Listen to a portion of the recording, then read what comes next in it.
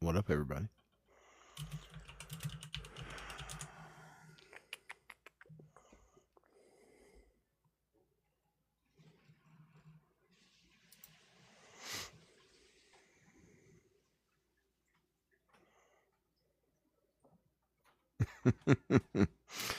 Always getting myself restricted with the damn vaping.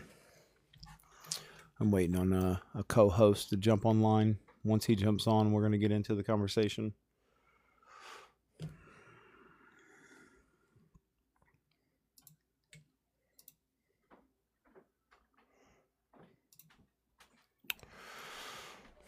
It's good, Jess. How's your day?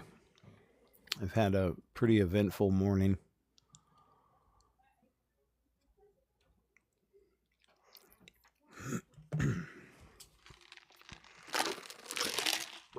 This is going to be a heavy conversation. So if you're sticking around, strap in. We're going to go deep. I think we're going to touch on the truth. And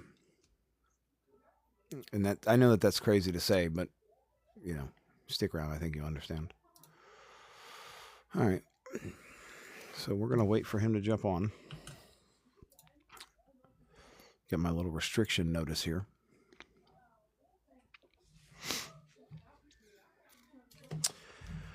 All right. I am actually.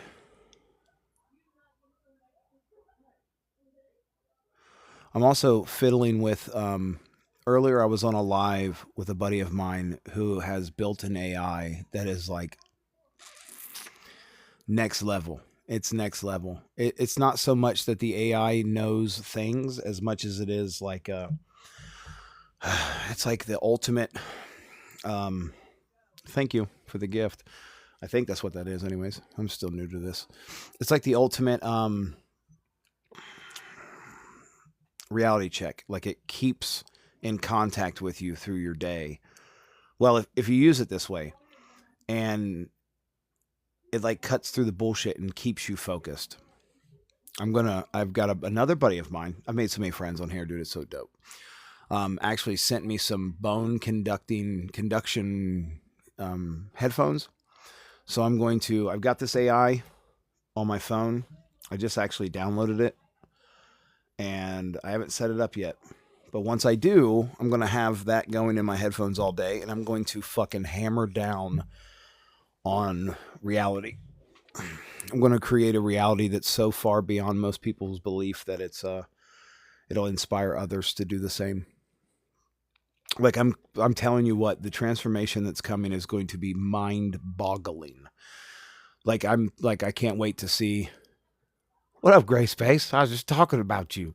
I can't wait to see the look on Elon Musk's face when I show up. Like that level of fucking about to just straight conquer everything. It's about to be awesome. Yo, I just downloaded that stuff from your link.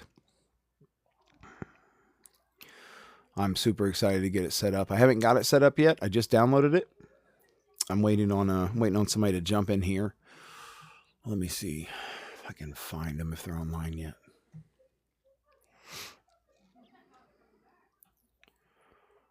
Maybe he's having technical difficulties.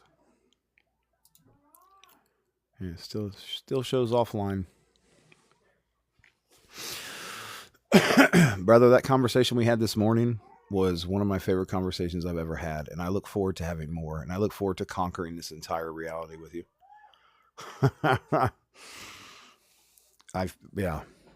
Transformative that conversation was. Sorry to be Yoda.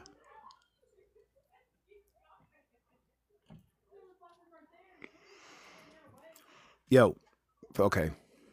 Chapstick just fucking jizzed on my face.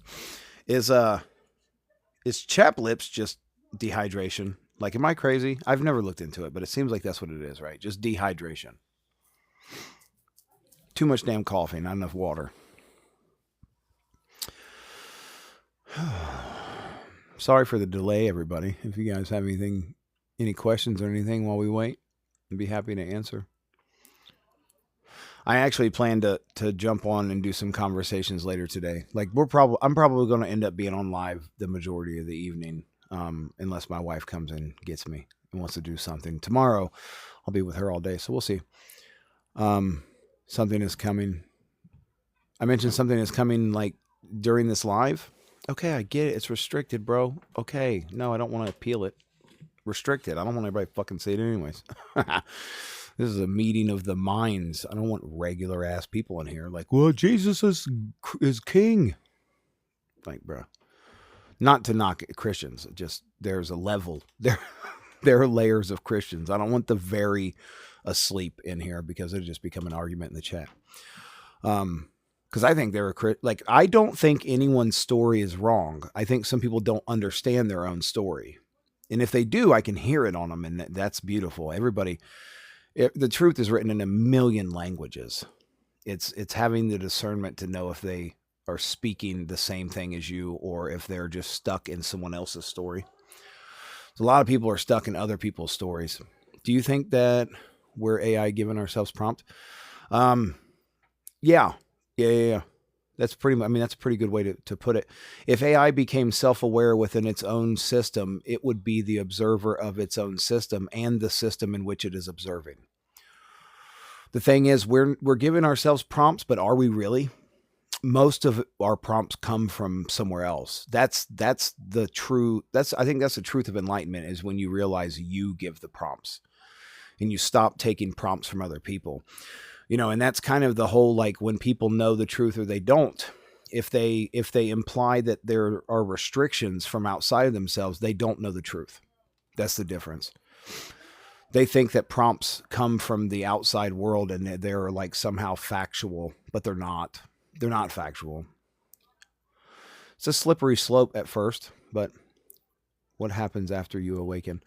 Man, it feels like supreme presence. It's nothing that crazy. It's not like you awaken and you start seeing things walking around you. I think that's fucking something else.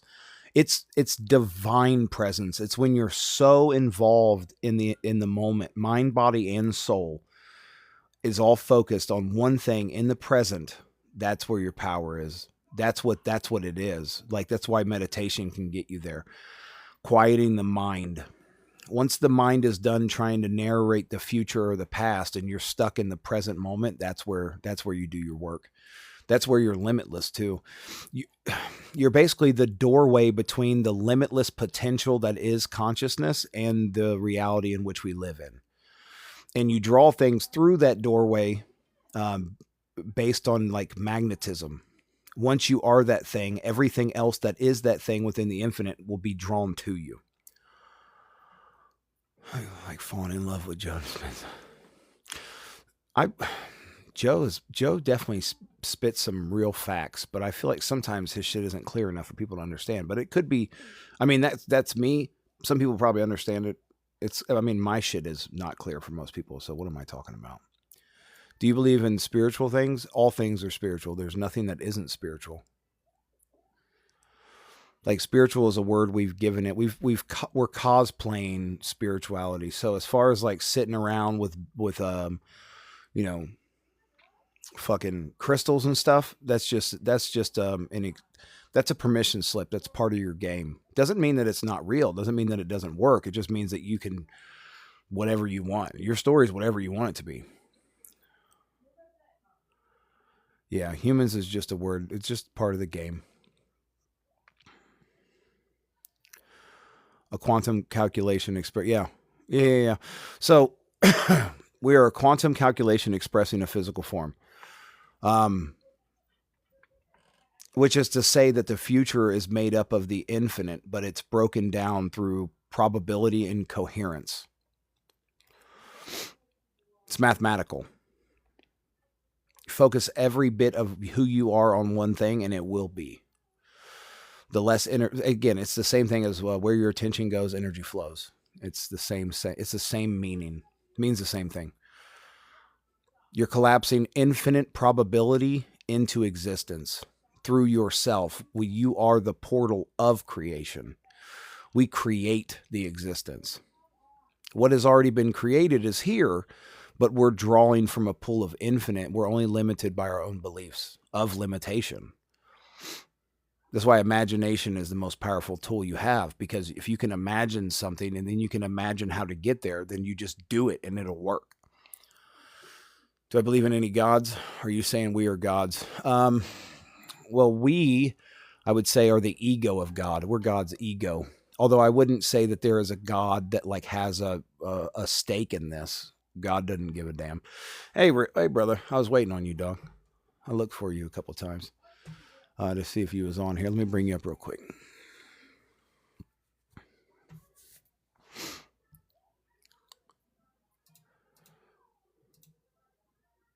Oh, damn, it still says you're offline, but here you are. What the fuck is this? Let me see if I can do it over here. There we go. Ryan, brother, I sent you an invite. Yo.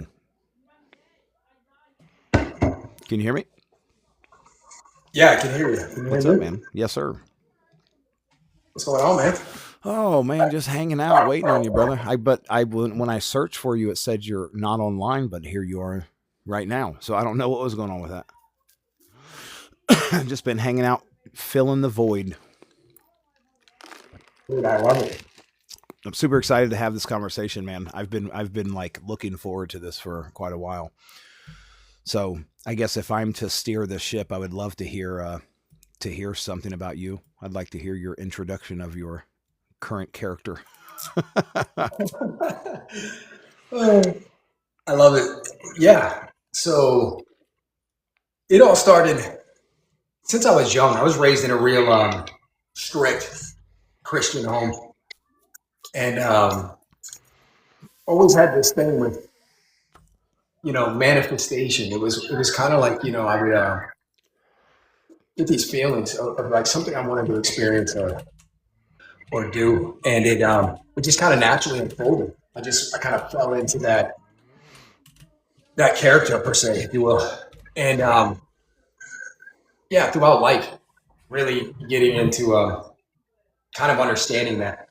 And so then, as I got older, I went through things, and I had pancreatitis, thought I was dying, and had this OCD, and then um, fell into the whole what most of the people on here do. It, you see that manifesting your SP, and so found my person, the love of my life, and then it just really exposed me, all the insecurities, all the fears, all the stories I was attached to, and really discovering um, who I was, what reality was, what God was. It was this whole, I guess, awakening, if you want to call it. But the awakening, I love hearing it. The awakening, healing, and it's like all of it is necessary until it's not. Right. It's this realization is what it is. And there, to me, there's this acceptance of life. There's an acceptance of who we are. There's an acceptance of the old story. And when we accept something, we can transcend it. We can allow it to go to completion because we're not keeping it running in the background. So that's kind of a quick story for me of kind of how it all happened. So then I got into, along the way, I got into, spirituality and law of attraction and reading all the books from Lawrence Scovel Shinn, Napoleon Hill, Ernest Holmes, Neville Goddard, all of them, to now just kind of the modern day and just looking at, you know, I try to be, for me, it's really about presence, really being present. And manifestation isn't getting something, it's being something. And so I love all the desires are beautiful because they're really just pointing us to a version of ourselves. And that's ultimately what it is. I like the idea of manifestation as attracting something. You know what I mean? Like instead of getting it, instead of like wishing it, or I feel like a lot of people think they think of it as like magic, where I see it more as you're being the thing that thing wants. So you're attracting it to you by becoming the thing. Um, like it, the character that I was yesterday in no way is attracting $1 million. Like the story needs to be coherent. But if I become whatever it is that can attract $1 million, then that's what's going to happen. Right. It's almost as if it's a result of your being, not of your thinking or your imagining. I think of the Bible where it says, don't let these works only be done in your imagination. Like, I think people tend to forget that, like, your mind, body, and soul, not just mind, sitting in your room and wishing and envisioning things, you've made it so improbable by your actions that it now is no longer coherent with your story, so it won't happen. Which this is like the big thing that hit me last night when I did my little trip was the idea of coherence, which someone asked me if I knew about coherence. And I was like, I don't know what you mean by that. And then all of a sudden, bang, I go into this trip and I come out with this like idea that it could be thought of like Pythagoras had a little religious group that he lived with and spent his life with, where they believe that reality is mathematical and that you can collapse a desired outcome by changing the probability of its existence through your actions, which is what manifestation essentially is. I think there's a level beyond it where you don't have the crutch of probability. You can directly, but I think that's like ascended level type, thing. For most people, it's building the bridge between here and there in a way that you can believe. I love what you said. There's a bunch in that to unpack. Coherence. So yeah, let's talk about coherence first. What is coherence, right? Because we hear it so many times, and then we do have techniques, affirmations, visualizations, meditation. But what coherence is exactly what you said. It's everything resonating together in sync. So when you look at, I think one of the number one things I've started to see touched upon now more often is the nervous system. And it's funny because I'll see guys say, "Oh, you don't have to regulate your nervous system, and you don't need this. It's just deciding." And it's such an interesting concept because in this whole game of reality and who we are, there's levels, there's this progression, right? And so I think ultimately, kind of like you were saying, the universe is reality is infinite potential. We are infinite potential, and so it's a wave of probability as quantum details. But the thing that's so important is recognizing where you're at, accepting that. And so coherence for you might look like stabilizing your nervous system, because there is a body, mind, and soul, as you were describing, and the body has to be in sync with what you're imagining, with what you're thinking. And so when the nervous system is dysregulated, you have the default mode network part of your brain that's going to run the old self. It's going to ruminate. It's going to do the old stories, the mind wandering. Yeah. And that's what keeps repeating our pattern. We keep reinfecting now with the past. And so, go ahead. I see that as like autopilot. If you're not actively driving the car, it'll kick into autopilot. Which, like you said earlier, like you think it's about presence, because as soon as you're not present, that autopilot kicks in. Yep. And then you'll find yourself like off in an old pattern and you're like, how did I get here? Kind of like looking up from your phone while driving, which none of us should know what that feels like, but I think all of us do.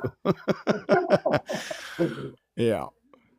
I dig that, man. I think I think you've got a really good grasp on so many things as far as like being present goes. That's what I've picked up from a lot of your content. I'd love to hear your take on, the challenges of remaining present and how to go about it. Yeah, great question. The challenges with being present are like what you just mentioned. It's really going unconscious. So I think the first thing is recognizing who you are, that you're an extension of God, that this is God experiencing God through all these different flavors that we call, the human experience. And once you recognize that, you're not the story, you're not the character. You do get a choice in it. You do create what happens around you. And so once you do that, you can, I think, we hear the term awareness. So what is awareness? Awareness is recognition, it's realization. So throughout your day, being aware of the thoughts that are coming in that we're identifying with. Because, I've seen so many great, great teachers and great writers talk about it's not the first thought that's your fault, it's the second. Mm. And so when that thought comes in, then it's not the thought. Once we identify with it, there's a story, there's a meaning behind it. This always happens to me. When we go back to a story where this happened and this is why I can't have it, I'm not good enough, or whatever it is, there's always a story attached to it. And so being aware of what we're thinking throughout the day, what identity we're being. And as you do that, that's going to bring you back to presence. And I use a number of techniques. I love breath work in the morning, tumo breath work, meditation. But it's funny because meditation to me was never really it wasn't this crazy woo-woo spiritual practice. It was really learning how that I was like, oh shit, I can control the mind. Like I can actually stop and be present and not have my mind racing throughout the day. Yeah. That was such a beautiful experience. Because my whole life I was such an overthinker. And really overthinking was really my fear coming out. And it was the fear, that's what control looks like. Control is fear. And surrender is allowance. And once you recognize who you are, you can begin to allow things to flow into life or to attract. I think that's why everyone's trying to figure out what it is because they're afraid. They're afraid to allow. They want the acknowledgement of who they are, and their ability to control. And I think some people are going to get hung up on that because it's really kind of a faith thing at some point. At some point you can logically beat it to death and it just doesn't matter until you take the chance and step off the cliff. You'll never know if you can fly standing on the ground. But that fear is, man, that fear is rough for me. I got to a point where I was like, yeah, I don't care if I die or not, dude. Like that's, I was afraid, obviously, with what's going on in the world now, politics and all these different things. And I was like, I have to pay attention to be prepared or I might die. And now I'm like, die is just a thing that we think happens. I'm going to be somewhere else when I leave here. And there's a solid chance I end up in the boob dimension. And I'm not, I'm not terribly, I'm not terribly concerned. I'm like, that's cool, man. Whatever's going to happen is going to happen. And it's such a powerful place to exist. And I noticed that anytime fear does creep up, I'm instantly in my mind. I'm 5 years from now. I'm trying to plot what 5 years from now looks like. And it's by doing that at all, you essentially put yourself in a little box. Now you're in a little box. And I think it's coming out of the box and being present that opens up what's possible. Like we're living by our own limited mind. And we have to expand it by existing in the moment and observing that things are bigger than they seem. But the mind creates boxes, which is nice. You can reorganize your life in a different direction. You create new boxes if you want, and you can even lean on those at times. But I think that I was finding myself trying to prepare for something as if the future is something that already exists with absolute certainty, which is complete nonsense, truthfully. I think my big understanding of it, besides what happened last night, was I heard Chase Hughes. I listened to a lot of his stuff. Well, not a lot. I listen to it when I see it. Some of his stuff's about manipulation, and I don't really care so much about the interaction between myself and others as much as I care about the interaction with myself and my mind. So when he talks about that, I really enjoy it. And he was saying that recently they've discovered that your brain uses the same neural pathways to imagine the future as it does to remember the past, which is a box, which boxed you in. It made the future safe, but also the exact same as the past. You can't expand from that place. So once you realize that, then you're like, oh, okay, I need to quit using that stupid ass thing in my head so much. Yeah, it's so interesting because you'll tell people about flow states or being present, and the first thing that comes to mind is if I'm in flow, if I'm present, which is flow is really the absence of mind activity of thought, Mm-hmm. of unconscious thought, and you think the first thing is I'm just going to be a zombie. I'm walking around mindless, but it's all the mind chatter that slows down, Mm-hmm. the mind activity, the overthinking, the the future casting, the depression, regret about the past. You're just in the moment, and that's really what sparks all the creativity. Mm-hmm.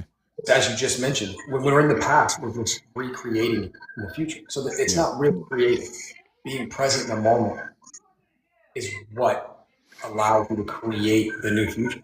Yeah. You open, I like to look at it like you open up the funnel a little wider for the divine to pour through. The, Yeah. the more you have thoughts and the more you have, um, oh gosh, conclusions in mind, or expectations is where I was looking for. The more you're in your mind creating expectations, the tighter the filter becomes, or the funnel becomes, for the infinite to pour in through you.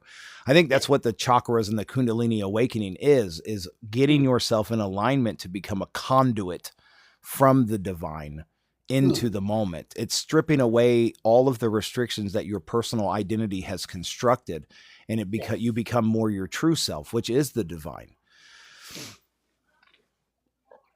And that's the beautiful thing.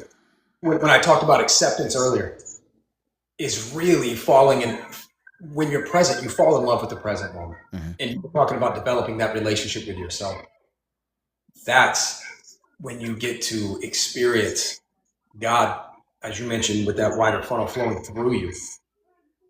And it's this, I think we're starting to realize now we fall into that trap with self improvement, with spirituality, Mm-hmm. that that somehow our spirit is getting closer to God as if we are not now. Yeah. The only illusion is that we are separate. Mm-hmm. And so we think spirituality is going to get us closer, or that self improvement is going to fix us. But it really becomes analysis paralysis, where we're constantly, what we're doing is just attracting or creating more of a reality where we need to improve. Mm-hmm. And it's this never ending perpetual Yeah. cycle. You're trying to earn it. Yeah. It's a religion, essentially. It's become a cosplay. Yeah. Yep. You have to do this, this, and this. Truly, all you have to do is sit down and be quiet.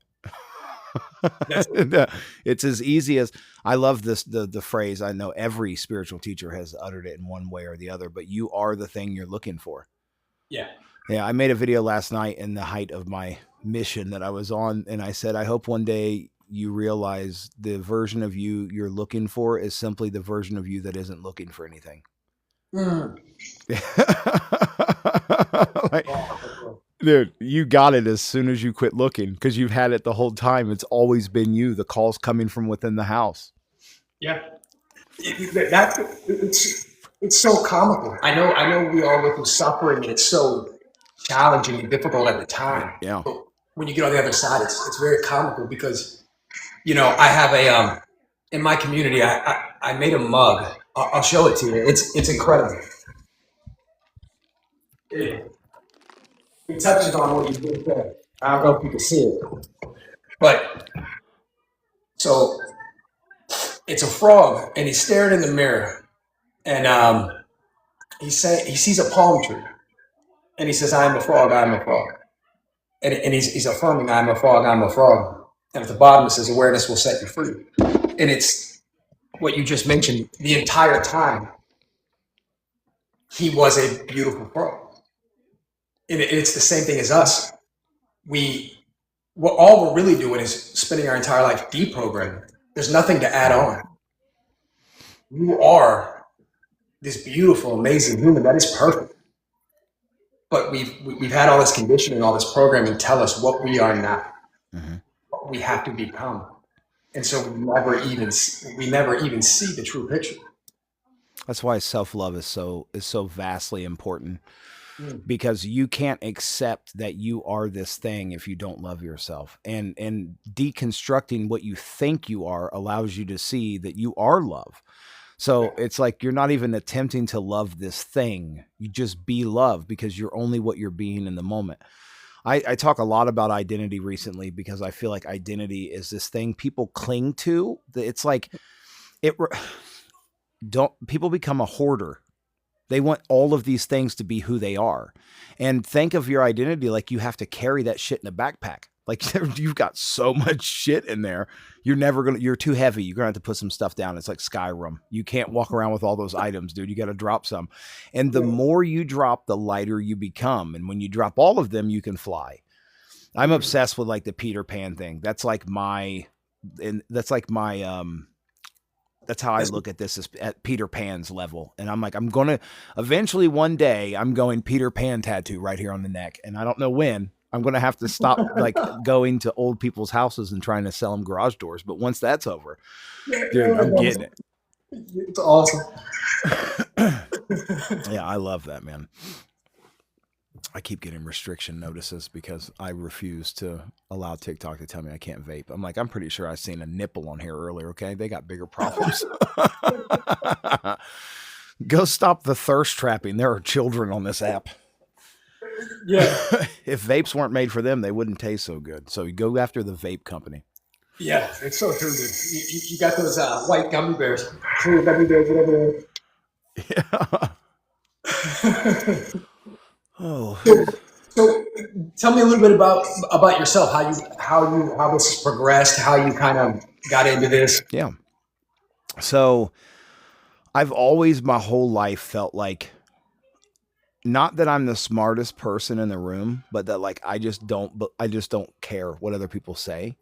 So Mm. like school for me was always like they couldn't keep my attention because I just didn't feel the pull to this like bullshit learning, which I think actually helped me long term.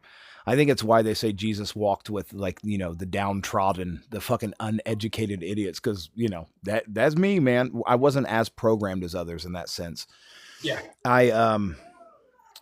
I my first realization was a traumatic one, when not so much for me, I guess a little, but it came through LSD.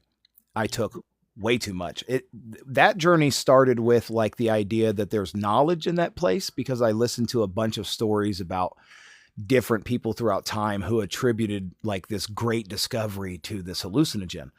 And some guy had just mentioned it in passing, and I was like, I'm gonna look it up. And then I thought, well, I want to do that. I want to gain some knowledge. Well, I took too much one night and was like, I'm God, stripped into my underwear, was running down the street, like finger gunning people and myself. And I was like, I'm going to die and go back to being God. And Yeah. it was the ego took complete ownership of that experience because I didn't even understand what was happening. I'd never heard of anything like that. It was crazy. So I ran away from the idea of it for a long time. I settled into this bullshit existence in a previous marriage where I just fucking was so super depressed. And it got all the way to the point where I was admitted in the hospital. And when I sat in this little fucking room with my fuzzy socks on, I kind of regained that silence. My mind went quiet and I realized like, okay, I'm a result of like what I'm allowing. So I got a divorce and I got off of all these medications that I was on for depression. And I ended up moving into this apartment. And then this girl with dreads moved in next door and came Mm. over and was chatting with me one day. And she had mentioned mushrooms. And that's where mine started. And that journey started with self-healing, a lot of crying, a lot of apologizing to the younger version of myself that dealt with all the bullshit, and then a lot of acceptance with who I was.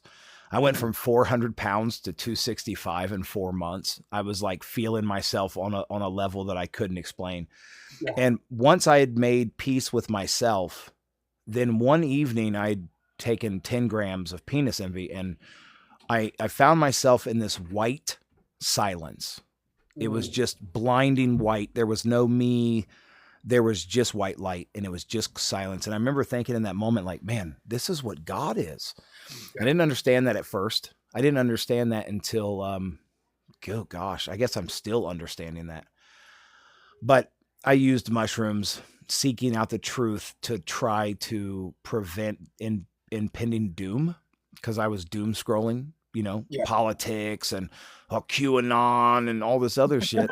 And through that process, at some point, I realized that this whole thing is a story, and I'm allowing other people to tell my story by giving them the attention.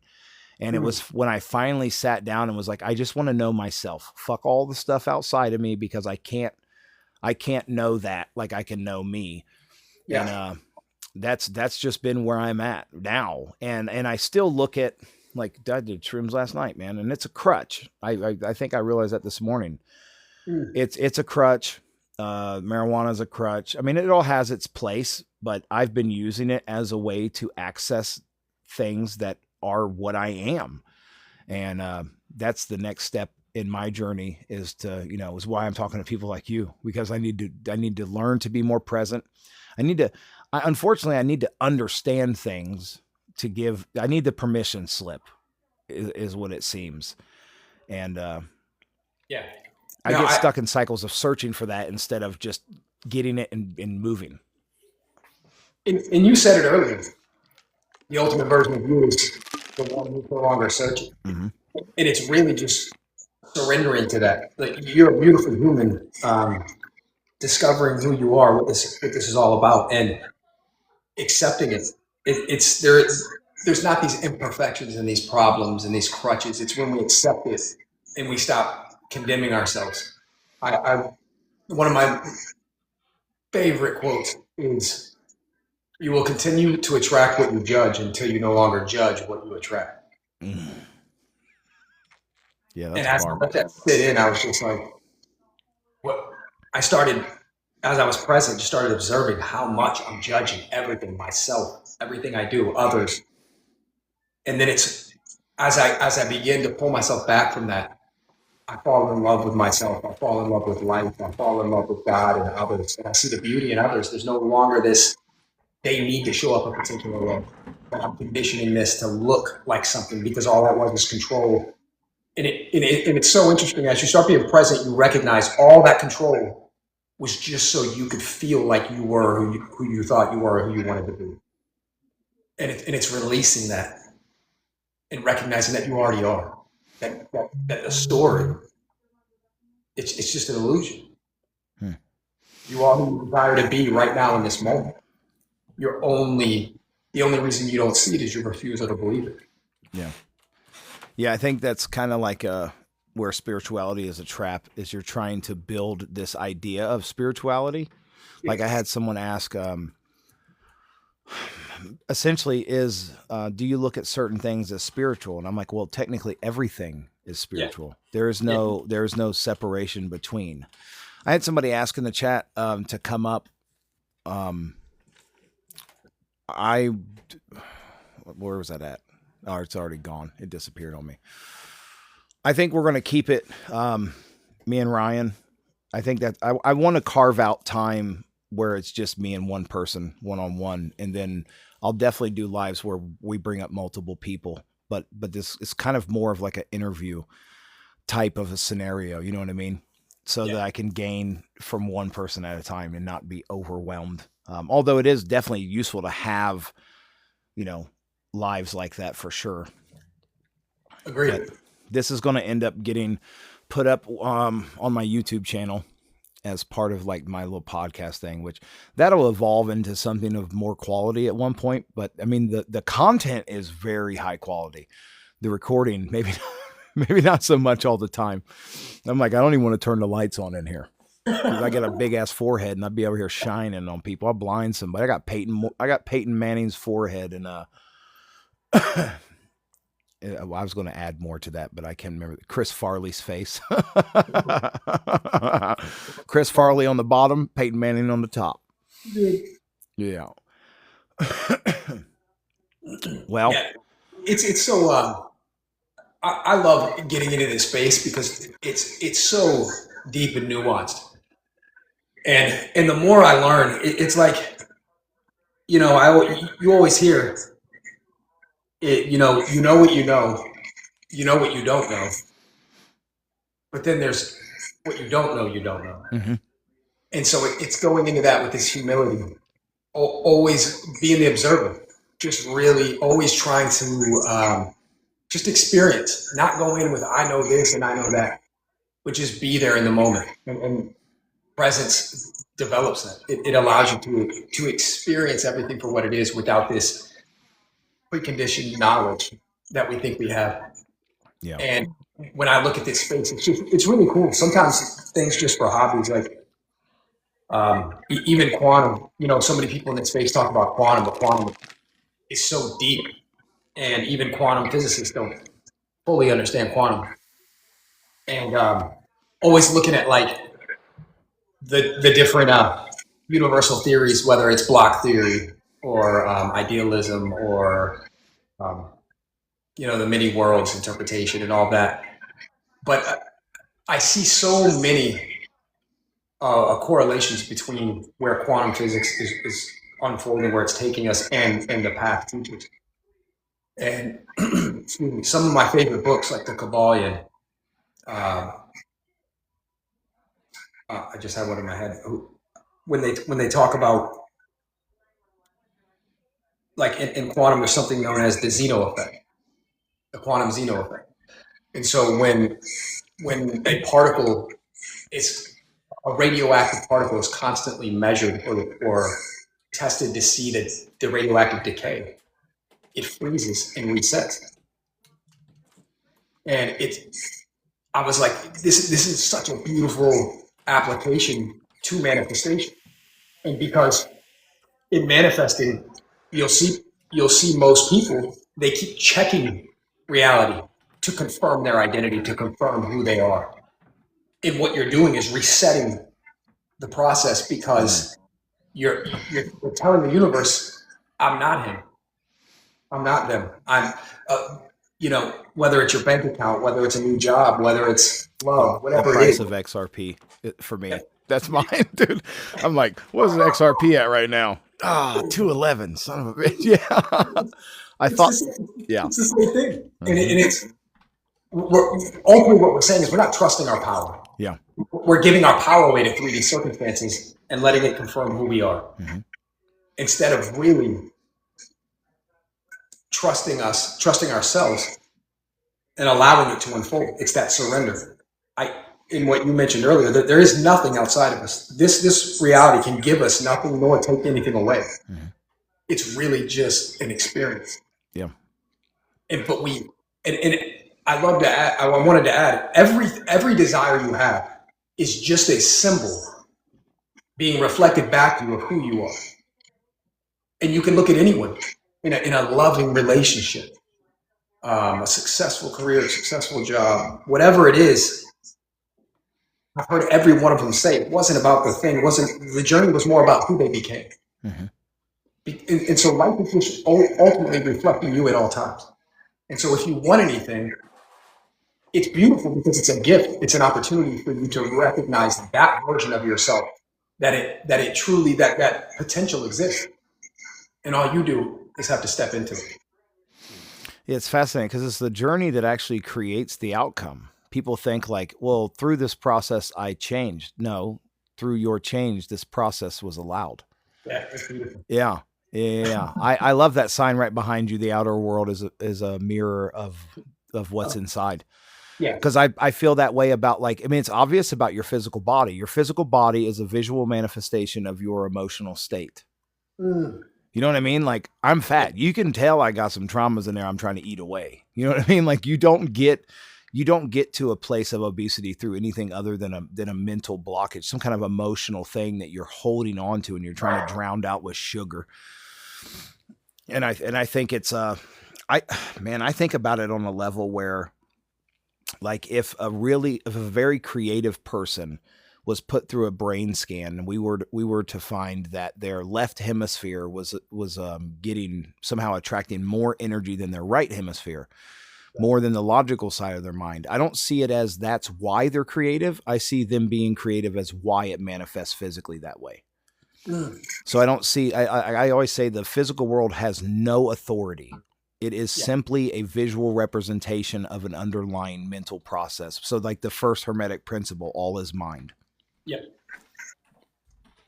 Yeah, I think that's beautiful. And that's made me like, I was having a conversation with a guy earlier that was just so powerful. I just got up and took off and went for a walk. I just felt like my body, I had neglected my body in this process. And I was so, that's what I say last night. I said I was just too much head, which isn't a thing that exists, by the way. I don't think that's a real too much head. I've never met that in life, but I was in the mind so much that I left the body and the soul behind, and it was just kind of hanging out.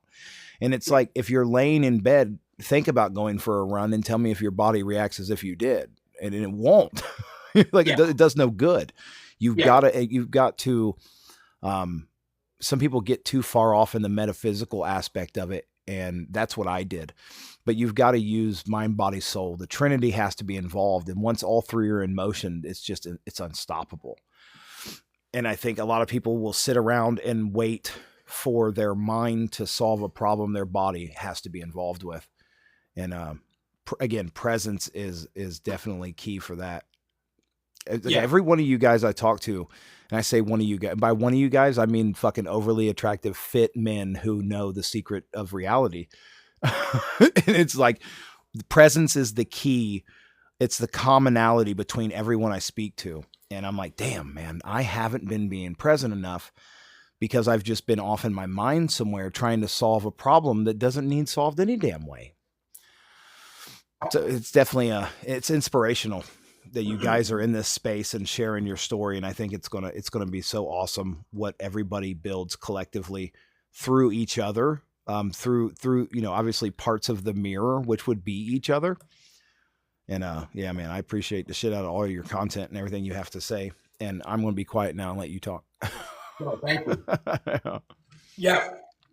Presence allows, to touch upon what you mentioned earlier, action, because a lot of people think that manifestation or law of being, it doesn't require action. And it doesn't require action that you may be thinking. That's the thing. It's creative action. It's action with the right, in the right direction. That's the key. And oftentimes when we're in the mind, it's just repetitive action to solve something. And as you mentioned, a problem that really isn't a problem. It doesn't exist. And so as you bring yourself present, the creative energy begins to flow, and the action is going to be directed without without you overthinking, without you wondering if this is the should I be doing this or shouldn't I do this or last time I did this. It's just very directed without judgment.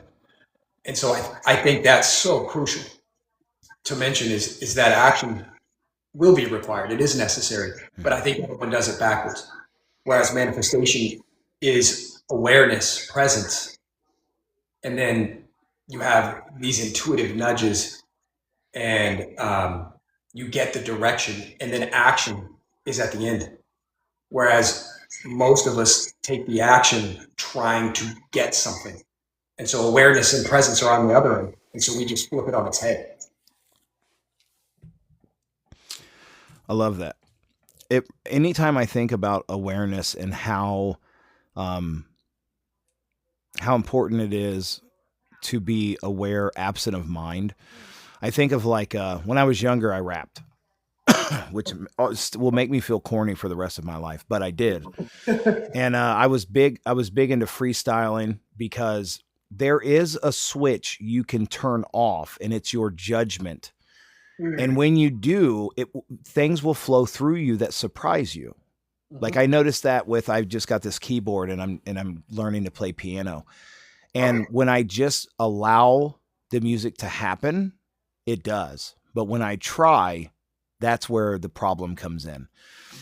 And we have again this limiting belief of what we're capable of. But like what if you just quit believing that and just do it? Which I literally believe just do it Nike's slogan is exactly that. So when you see like someone in the sports world, they have this massive play and then they go to, be interviewed and they're like, what were you thinking? And they were like, I don't even remember it happening. I don't even know. It just happened. And that's what we would consider like instinctual. And Right. that's where we're supposed to that's where everything else on earth operates. Everything Yeah. else operates in that instinctual place, which is just supreme presence. And through that, trying ceases to exist, and you just do. Mm. I think of what's his? Is it Rick Rubin? Is Yeah. I that love yeah? So recognition. he speaks of that. Like, Yeah. don't put, just have an intention to create, and do not put any kind of like what you want it to be. Don't put any parameters on it. Don't have any expectations. As soon as you have an expectation of how it turns out, you fuck the whole thing up. And yeah, it's a flow state, right? We just keep recycling the same. We're trying to explain understanding through such a limited vocabulary. Language itself can't do it, Yeah. which I think is actually beautiful to hear people speak and to hear the underlying message through the semantics is Mm. one of my favorite things. To hear someone could speak of Jesus or Allah or whatever, and if you listen closely, you can hear the same message at the bottom of it. The names Yeah. are different, the stories they vary a little bit, but the conclusion. A buddy of mine that goes by Warrior in the Garden, he Yeah. says everybody has the same conclusion, but the equation to get there was different. Yeah. Yeah, I think that's dope. I really started enjoying just getting back into the Bible, the depth of the wisdom, and just pointing you to the truth is so profound. Like one of my favorites is like 2 Corinthians 10:3, where it talks about the weapons of our warfare are not carnal. Our war is not against flesh. Mhm. That we're to take all thoughts captive against the obedience of Christ. And what is Christ? Christ, when he was telling you, I am that I am. Mhm. I am no thing, I am everything. And it is taking our thoughts in alignment, not identifying with the thoughts, bringing them back to that consciousness, that recognition, that awareness of who we truly are. Does it align with that or not? And the moment it does not, we let it go. And it goes out as quick as it came in. Mhm. But we spend so much of our day and it just rehearsing, rehashing all those thoughts, that old identity. And it's it's when you see it. When I was reading the other day, and he was talking about the they will look there, they will look here, but the kingdom of God is within. And it's recognizing that. Seek ye first the kingdom of God, and all these things will be added on to you. So if you go within first, recognize your power, then everything in the 3D will be added onto you. You will attract everything that is in alignment with who you are. So you seek that first. Leave the 3D alone. There's nothing to check. Yeah. I think the going within thing is probably very confusing for people who haven't experienced what I would call the knowing. Mm. But I don't even know how to explain it. Like, if you were talking to someone who has no idea, go within, they'd be like, "What does that mean?" Mm. What would you? I mean, that's a tough one. What would you say? Well, yeah, it is. It's so nuanced. And I would say going within is having the awareness first and foremost, and recognizing that all of your desires are a version of you. And so there is nothing can give you anything outside of you. So there is nothing that that person you want, that dream job, the money, the place you want to live, all of that is a specific way you desire to feel. And so it's really a permission slip for you to feel that way. I get this thing, now it's okay for me to feel this. Get the money, it's okay for me to feel good enough, worthy, deserving, successful, whatever it is. And so ultimately recognizing that you are the operant power and you decide. So the moment you decide to go within means to look within for all of those feelings, for all of those cravings that you have, that they already are within you. Yeah. You've just been unaware of it. So know thyself. 100%. Yeah. Like, quit asking the world questions. Start asking yourself questions. Like, who Yeah. am I? That was a It, big one for me early on. And I remember one night I got super stoned and I was looking at something on my desk and I thought, like, Man, why does that look like it's outside of me if my eyes are more like cameras than windows? I must be experiencing film. Where am I experiencing the film and how does it seem to be outside of me? And then I realized, oh, there is no outside of me. This Mm. experience is entirely internal and not even just internal. It's the body is also part of it. I mean, everything holds rules. So everything, has its own part to play. But the idea of separation became an instant just illusion. A lot of people get hung up on how am I everything and then other people exist. They're like, well, are they me too? And the answer is the awareness is the same. It's a different expression of the same awareness would be my conclusion. And I like to think of it as if we're all driving in our own little spaceship, but we can see each other out of the window if we get close enough to each other. So, like, if my reality were to align with yours in such a way that we exist in the same reality, we create a reality together that's almost separate from both of our individual realities, and we Mm. can separate and go our own ways and live our own realities because people are so terrified of what's happening in the world. This idea of a collective Yeah. is awesome in one way, but people think that the collective will bring them down. And I'm like, you Mm. still don't understand who you are. I think you're still not giving yourself enough credit. There must be all things within the infinite, but you're not the one that has to experience it per se. This version of you doesn't have to experience that unless you make that part of your story, which is why all of the richest people in the world are storytellers. They're musicians or they're actors or they're artists. They're all telling you a story. Anytime someone puts a story into your story, it then claims a probability of becoming true. Mm. So everyone's trying to influence your story. You're like, well, my name's Ryan and this. And I'm like, dude, they're kidnapping everybody named Ryan.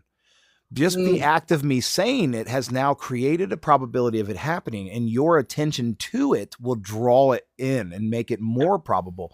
So paying attention to what's going on in the world is simply making it more probable for you to happen.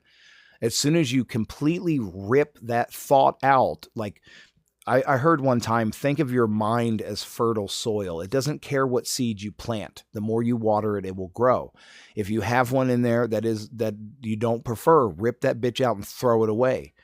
So, Mm. like the idea of politics, I don't even, dude, I couldn't care less. I have some people that send me political stuff all the time, and I just don't even look. I'm like, I don't care. That has nothing to do with me. It's drawing my life force, my creative energy away from what I should be applying it to. So I just don't pay attention. Because Right. what's gonna?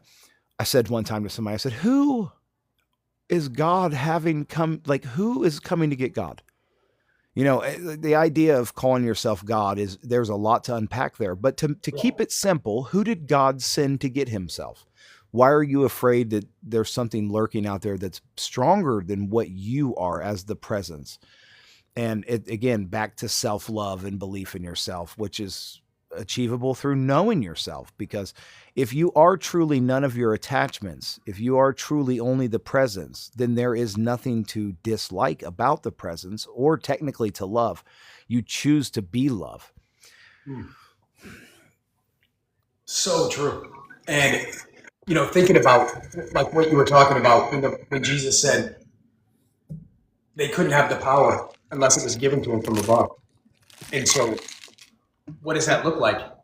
An application that looks like us going in, imagining something other than ideal, imagining that there is a power outside of us. We give that power away. It has to be given away. Yeah. It Those can't are be the taken. false gods. Yep. Yeah.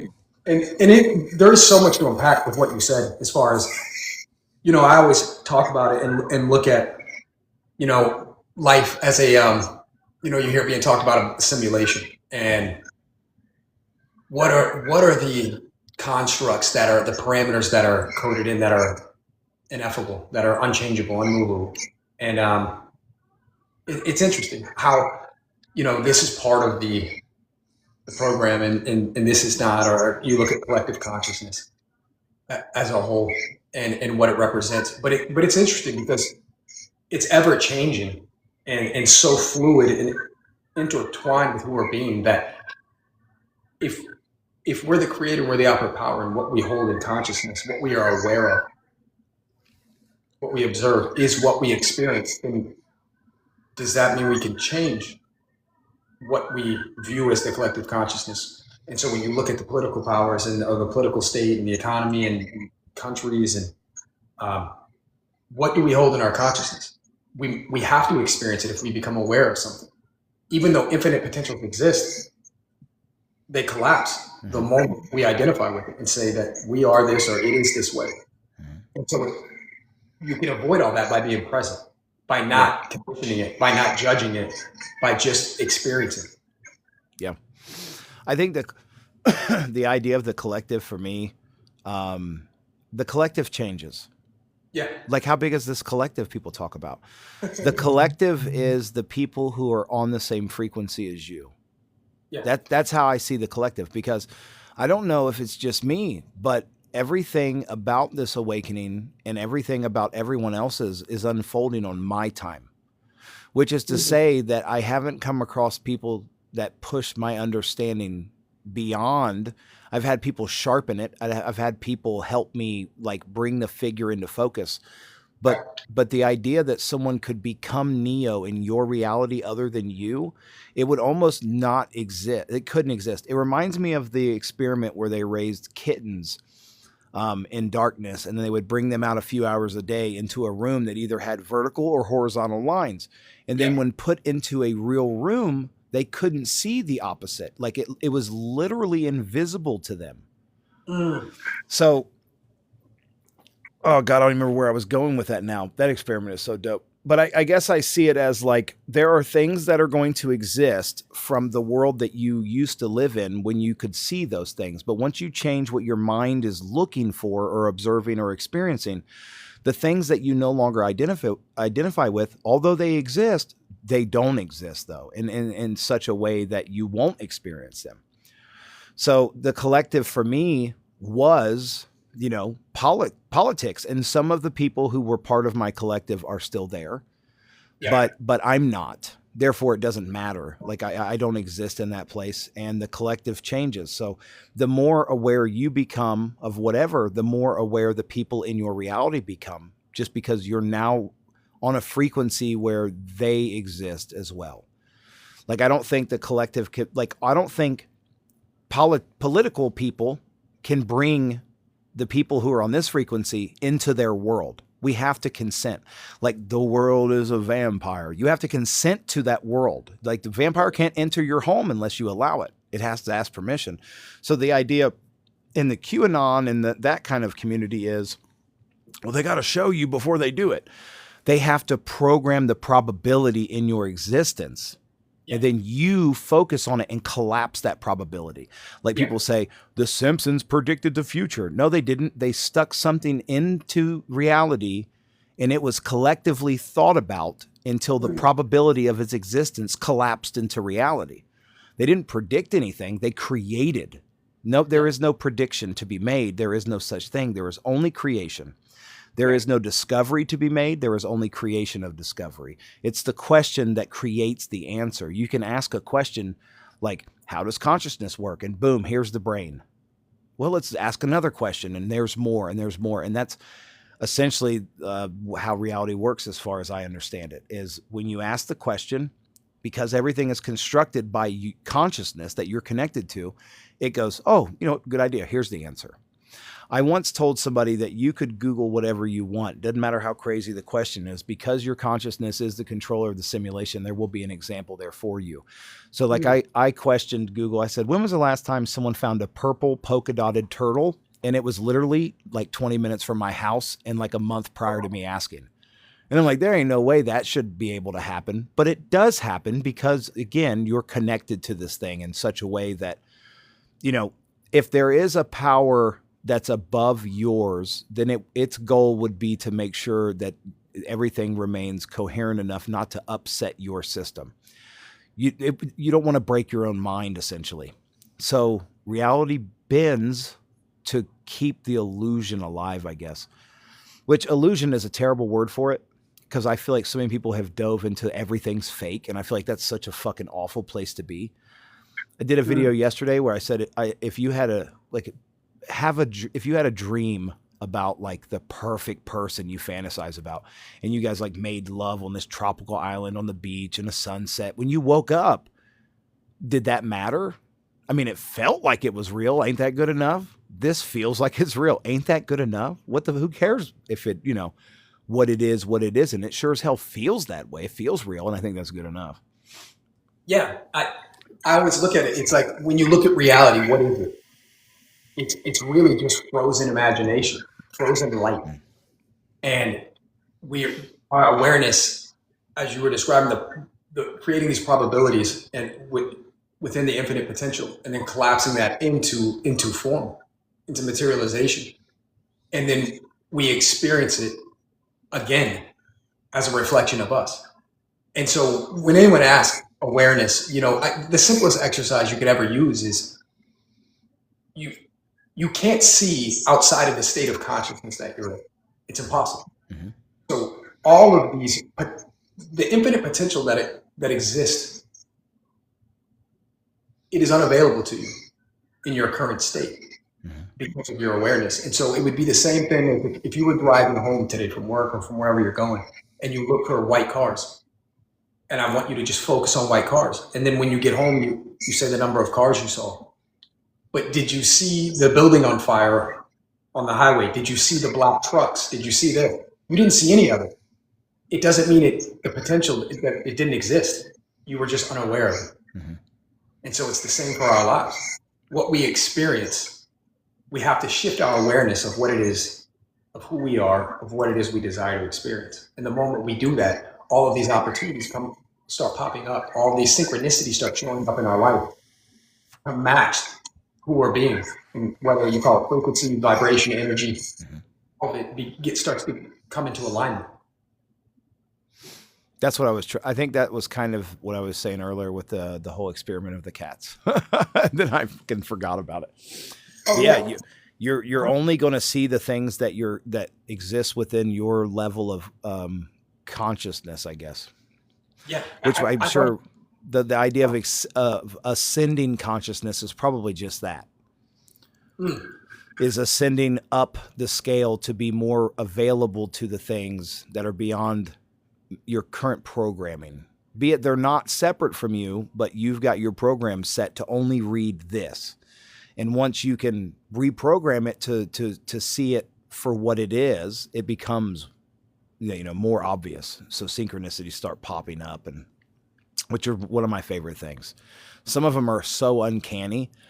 Yeah. Like I do it to my friends. My friends don't get into this stuff at all. And I will set an intention like to them. And then when it happens, they look at me like, what the fuck did you do?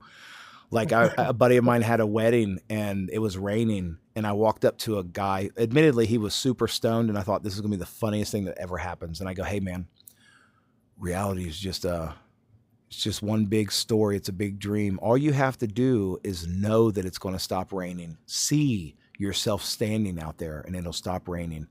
And I walk away and 2 minutes later, it stops raining. The sun comes out and the dude just stands at the door staring at me like, or like if we're playing cards, I'll tell somebody what hand they're going to get. When they get the hand, they look at me like I'm a witch, which is, I mean, whatever title you want to call it, which I think is, I'd like to make a point of pointing out that other people's doubt can derail you. So it's kind of a good thing to be quiet. People often act like people ask me questions, and I'd love to hear your take on this.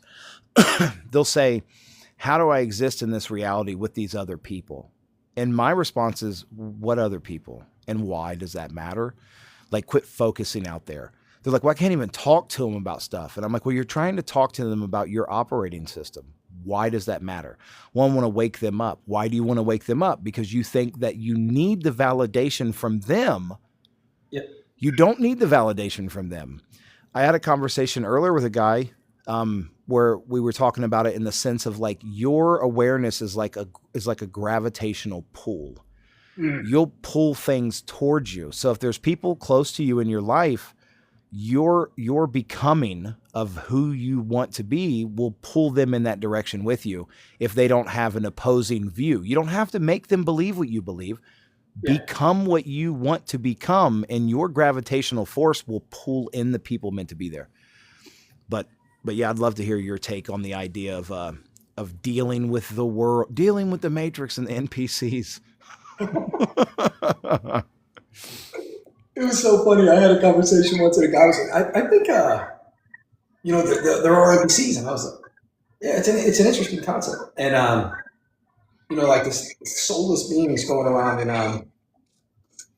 I typed in the chat, GPT, what, given this framework and, this construct, blah, blah, blah, what are the, what would the probability or percentage be? And it came up with like 40%. And I was like, damn, that's a lot.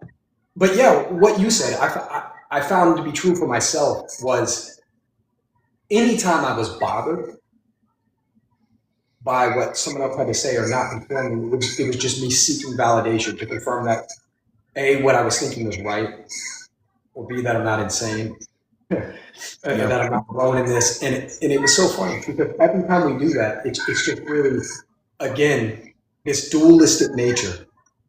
And in Sanskrit, when they talk about Leela, the divine game, and Maya, the illusion of self, that's really what it is. We're creating this separation again. And so then we're brought back into this duality and seeing others and seeing separation, and that I need to get here, that we're brought back into time, this temporal unfolding of linear progression when it really doesn't exist. Neville Goddard used to talk about creation is finished. And I love it because when the moment we're born, those infinite potentials exist. And so creation is finished. It's almost as we're living backwards, and our future self is pulling us in a direction, and the awareness unfolds to look like progression. But it was always this, it was always the same, it was always complete. Mm-hmm. And so every little thing was just expanding our awareness. We're not getting better.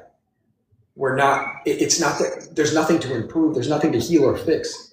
There's just a realization. And each moment of suffering, each moment of difficulty is just an opportunity to fall into that, to surrender more of the story of the past. And it just keeps, I love it because it's this beautiful gift. I look back, I can't tell you how many people I've talked to, how many people I've watched. And it goes back to awareness that their most challenging or difficult moment in their life, in that moment, whether they're suicidal, whether they're ready to give up on everything, no matter what it is, in that moment, it's hell. But then years down the road, as their awareness expands, they look back, and that's the greatest moment of their life. It was such a gift. And so you look at that and say, it's the exact same event. At one moment, you're ready to give up and take your life. And the next moment, it's the greatest thing that ever happened to you. So what changed? It was your awareness. Mm-hmm. And so if we can recognize that and be present, you have the ability to capture that sense of that opportunity in the moment versus 5 years down the road. Yeah. Learn from it and carry it with you. Yeah. Somebody asked in the chat, what do you guys think about prayer? I think prayer ultimately is a crutch at like the very end, like the ultimate game, but I don't see a problem with prayer. I think, prayer, prayers are answered within every religion. Which is fascinating to me about religious people, that they're like, my God is real and yours isn't. And I'm like, God, that dude had a prayer answered too. Like all these people are having prayers answered. Prayer is essentially just is giving your power to something outside of yourself. And if you trust that power outside of yourself and believe it to be what is going to bring it about, your belief is what's going to bring it about. There's not the power that you're trying to entrust this task to through prayer is you. But that's the thing. Everyone's bluffing, but the beauty of it is you're the only person that has to believe your bluff, because no one's going to call you on it. So when you pray, if you believe what you're praying to will answer your prayer, then it will. Let's pray as if it's already done. Have such confidence in it that you have no doubt about it. What I say, I made a video the other day. I said, doubt is like a fart. It always shows up right before things become shit. So as long as you don't let doubt creep in anywhere, it doesn't matter what your permission slip is that allows you to have the confidence in the becoming of whatever it is you're trying to achieve.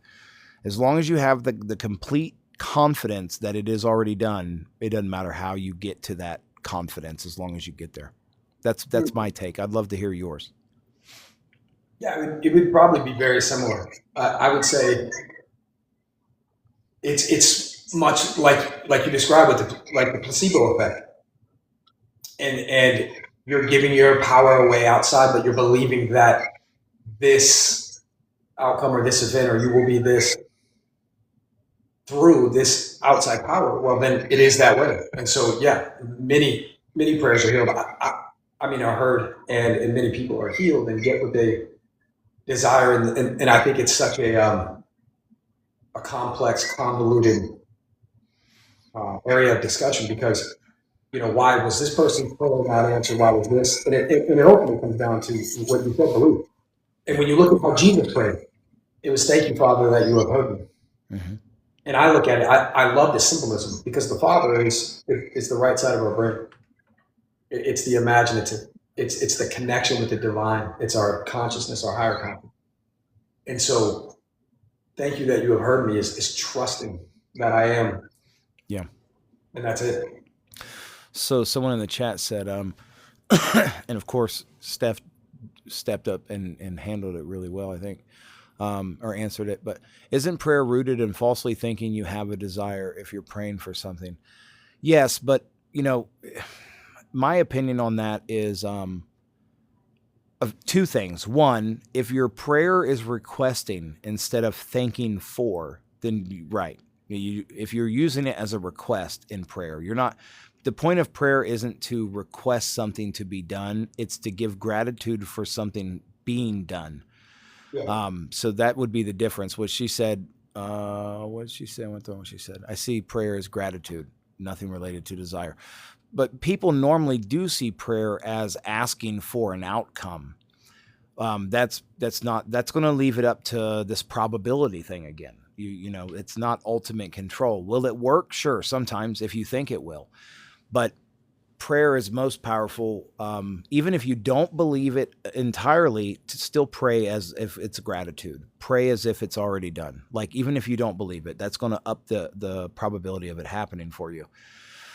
But yeah, I just a tool.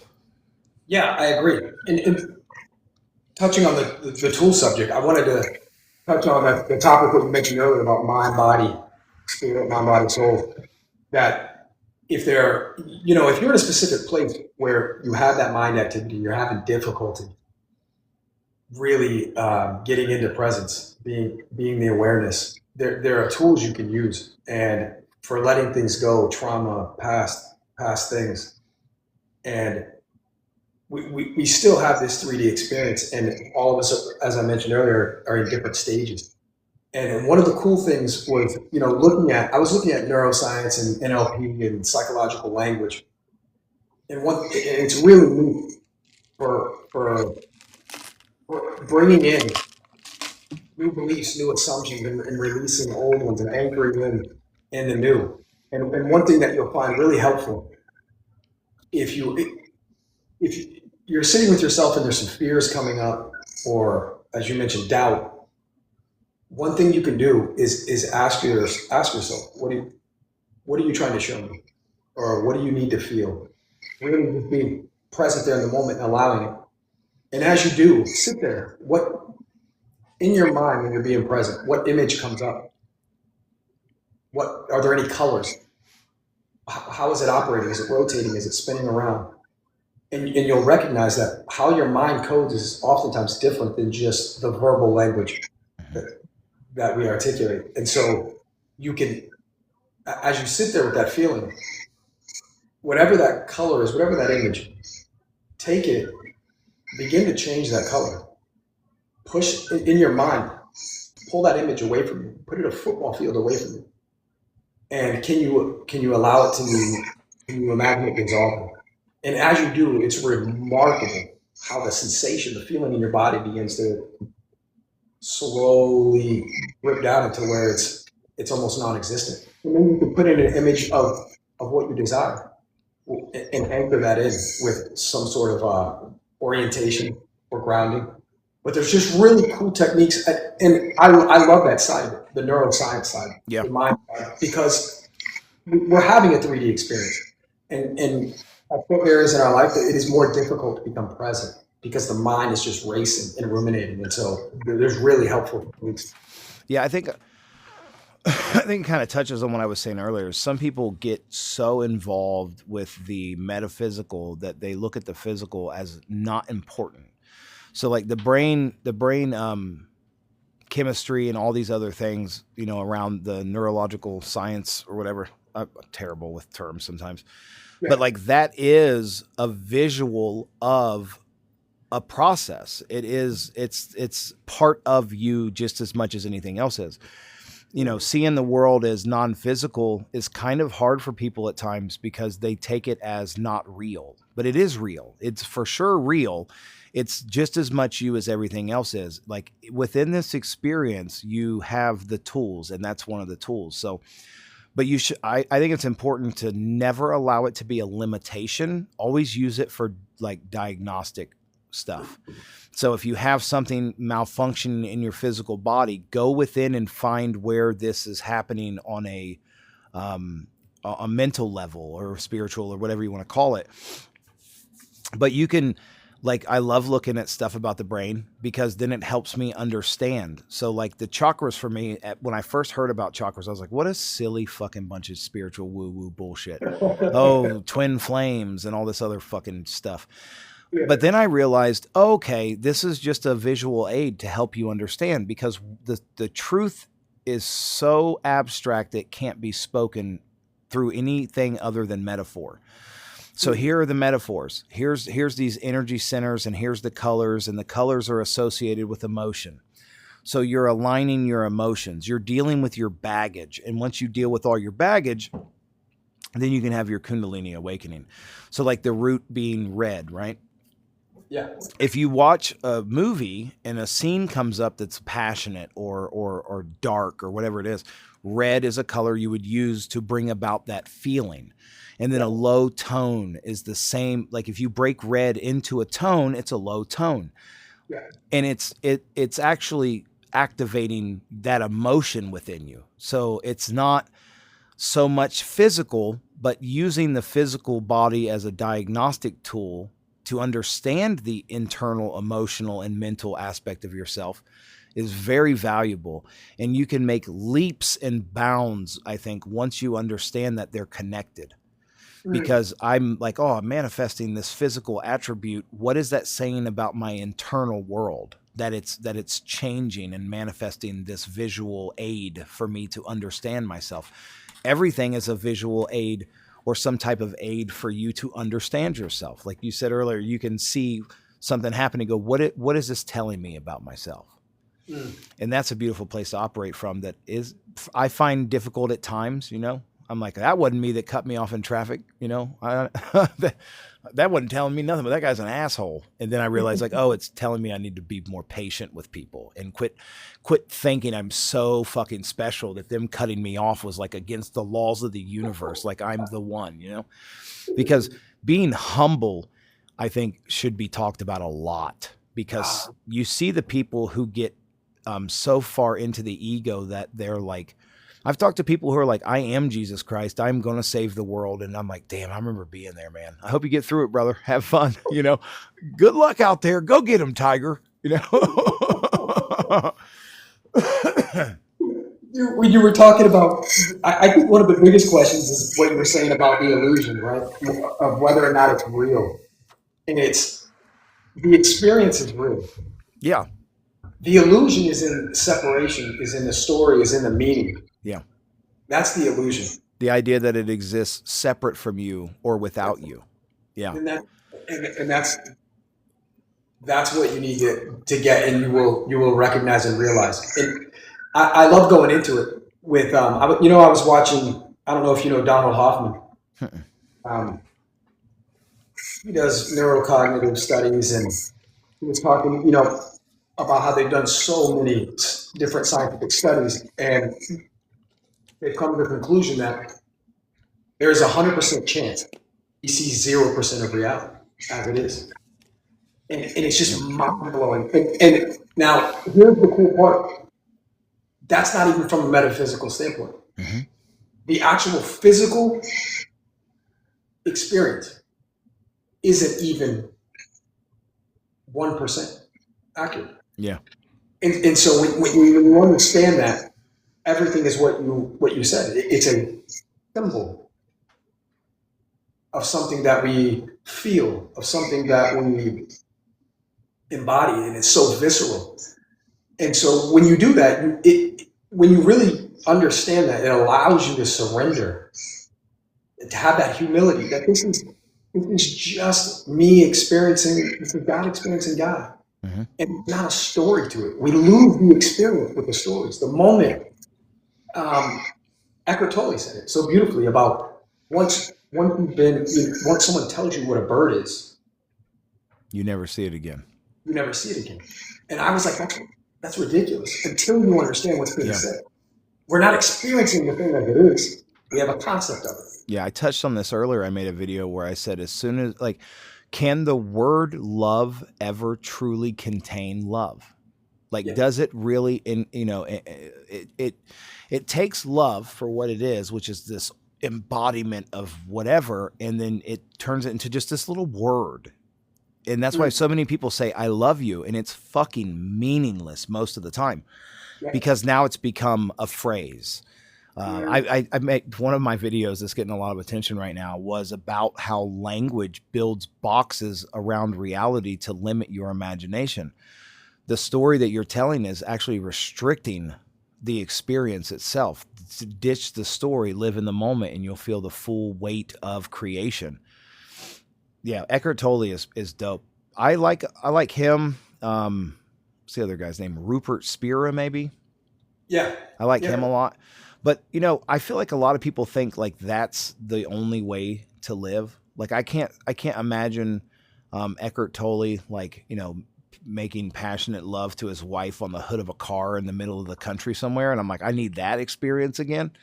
So like I can't go that far into enlightenment. You guys can keep that, dude. Blowjobs rock. Okay, they're dope. And I can't see Eckhart. You know what I mean? Like this idea of becoming this pure whatever. I love Terrence McKenna. I don't know if you've ever seen, there's a clip of him and Ram Dass, and he goes, people think we're like really good people and stuff, but like that's not like, I'm not here to be a good, he's like, I've done all the sexual shit. He's like, I'm here to live. I'm not here to be this idea of this white angel like figure. And I think it's beautiful because as long as we believe that we're supposed to become something, that's all we'll ever be doing is trying to become instead of just be.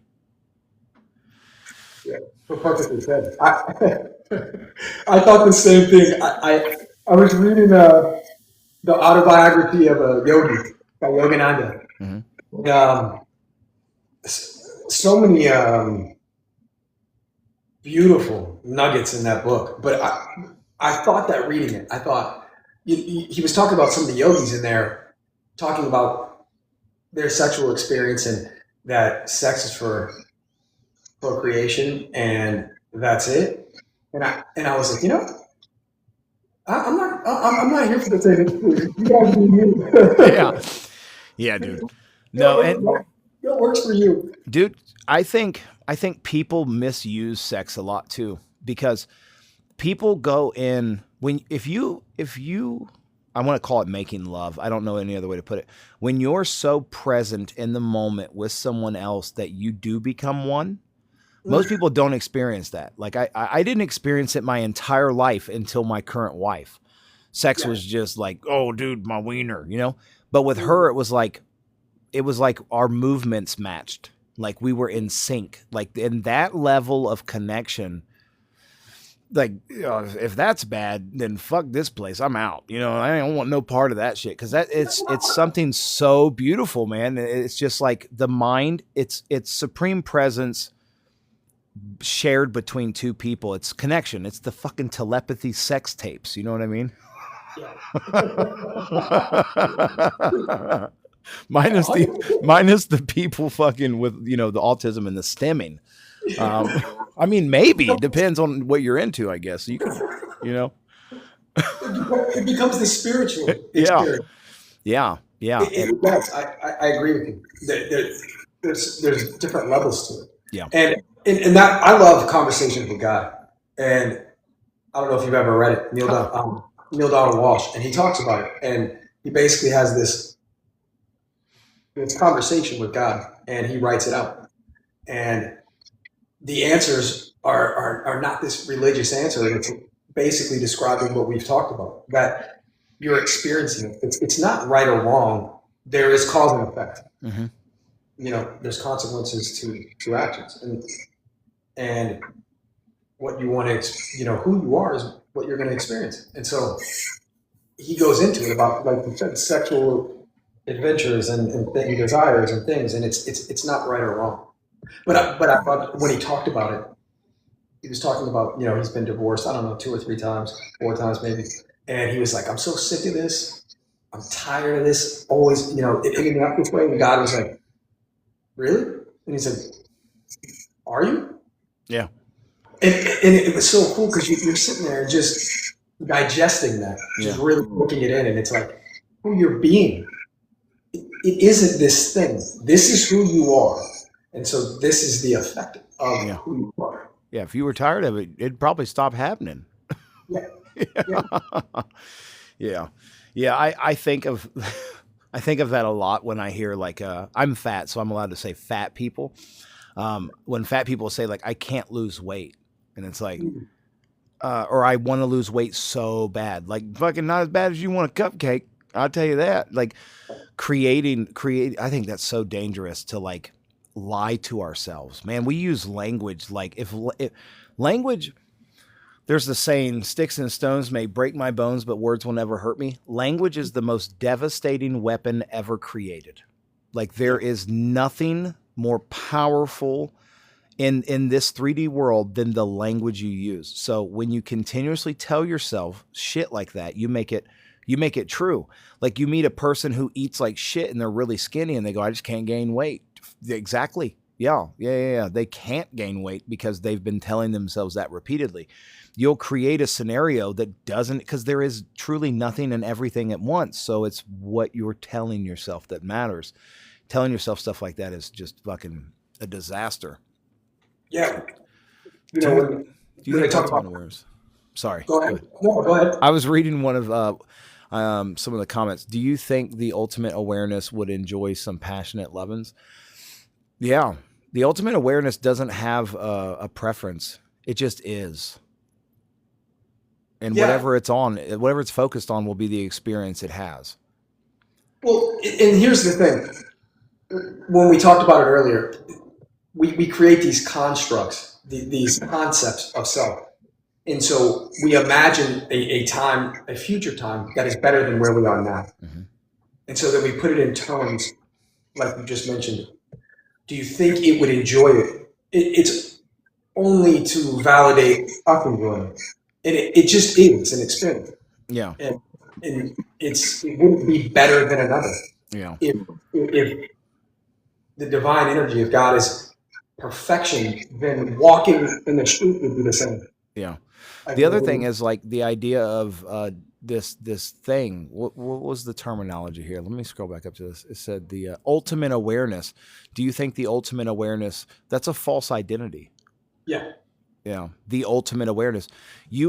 I listened to Rupert Spira say this in a little, TikTok video or something somewhere. He said, you're waiting for this thing to feel different. That's your problem. You're putting this thing on a pedestal, but you need to understand it will feel like this very moment, for you are the thing you're looking for right this very moment. So don't wait for it to feel like this big thing. And when you have I said it the other day, don't become a spiritual crackhead. Don't get like this heightened level of awareness momentarily, and then when you come back down, think that you're broken.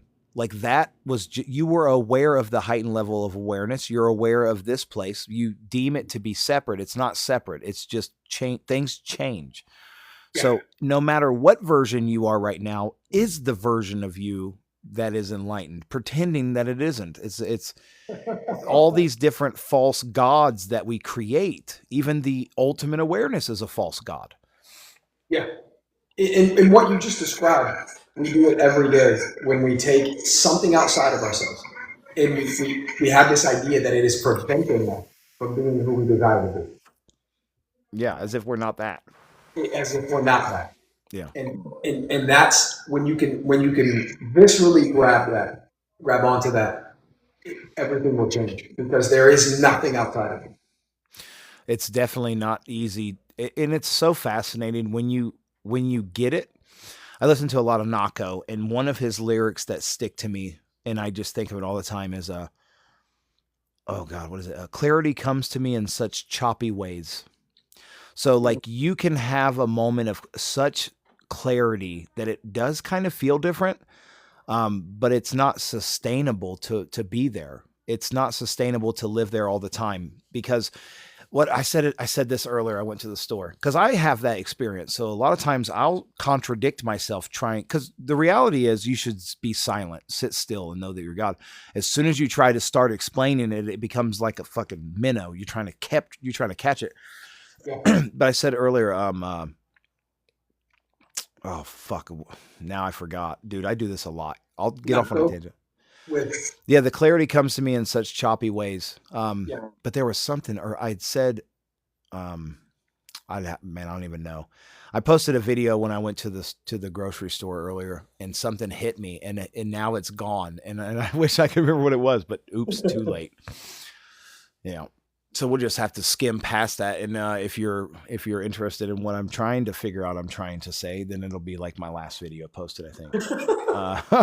But I think I dropped a real fucking bar in there somewhere that hit me in the moment. And I love though when those revelations come to you, and it's just this light bulb moment that you're like, holy shit! Like, how did I not see this? Yeah. And it's this. We do it all the time, and it's because we never view anything or read anything. We're reading our level of consciousness. And so you can read something and go back 2 years later and gain entirely different insight from the exact same words. Yeah. Yeah. Sometimes it just doesn't click. Even like I'll listen to some of my own videos and be like I agree with what I'm saying, but I don't have I'm not in that current level of awareness to really feel that. And I don't know if it's something you can build through time. I would imagine so, through time, just like anything else you would build, like a muscle. The more you go back to it, the more you'll experience it. It'll become, oh, that's what it was. Don't make being aware an abstract thing. You want it to be normal, because until it's normal, then it's not what you are. The more you see that as magic, the less real it is to you in your living experience. I said it way better in the video, though. I still can't remember exactly what I said, but that's fire. And I would add to it, we do it all the time with meditation. Stop making meditation this spiritual experience, but then the moment you leave that, you're back to what quote unquote real life. Yeah. Become a walking meditation. Yeah. You're going through life, and that's what awareness is in presence. You don't need to. We use all these techniques in the beginning. They're helpful because sure, they're ultimately pointing us to who we are. They're bringing us to presence. That's the whole point of them. We're not gaining anything out of it except for the recognition of who we are. That's what they're doing. Don't create a costume of it. Yeah, exactly. Yeah. Yeah, which is definitely difficult at times. Some people are just a costume of spirituality and are some of the most toxic humans you'll ever encounter. because they don't get it and their ego is driving. I see a lot of that on TikTok. These are usually the people who are like being rude to the guests in their live and then pushing a book that AI probably wrote for them. You know what I mean? I see those people a lot and I want to get in there and humble them, but I'm like, that's just my ego wanting to get in there and humble them too. Yeah. Yeah. Yeah. Yep. Cosplaying awareness. Yeah, dude, that's it, man. That's it. The people who are like the people who want to put you down as if you like you're just not on my vibration. You know, my energy's too strong for the people around me. Like, bro, go shut the fuck up somewhere. You need a lot of meditation. But it is, man. I want to take a second and anybody in the chat, man. I have moments of awareness that are just like, you know, a conversation I had earlier. It feels like Goku about to go Super Saiyan. Like the feeling in your body is unlimited potential. And then other moments I feel like, man, I fucking suck, dude. So it's not, at least at my current progress, it's not something I live in all the time. It is, and I think what I've taken from my current situation is it's built through discipline, and I've been neglecting the body aspect and the soul. So the mind, body, soul. My mind has been busy trying to create. Like, imagine if your mind tried to build a house, you'd probably need some body in there. You know what I mean? Mm. Unless you're Magneto. Like if you think if you, but I'm like, why the amount of time you'll spend trying to become Magneto? You could have just fucking picked that board up with your hand and hung it. Like you could have already taken care of this problem. But I spend so much time in the mind that I think you really catch that. I get it when I go for walks, man. Like if I'm too in the mind and I want to bring that focus back to the full body, mind, soul, I go for a walk and it's like right now you're present. You become the awareness. Everything becomes beautiful. And it's just it's forcing your body into action to get out of the mind for me. Yeah. Well, ultimately, what it comes down to is there's an there's an identity, right? So many of us have we have these identities, and then there can be a disconnect with trying to force effort and then being able to sustain that or maintain that. And it's why you see people get on diets and why you see them, they start the gym or I'm going to do this and I'm going to start a business and then it fizzles out because of the identity. The assumptions and beliefs tied to that identity pull us back to that comfortable zone that we reside in. And so if you want to have those shifts, it's recognizing one that you are the awareness and that the stories are just what we've created.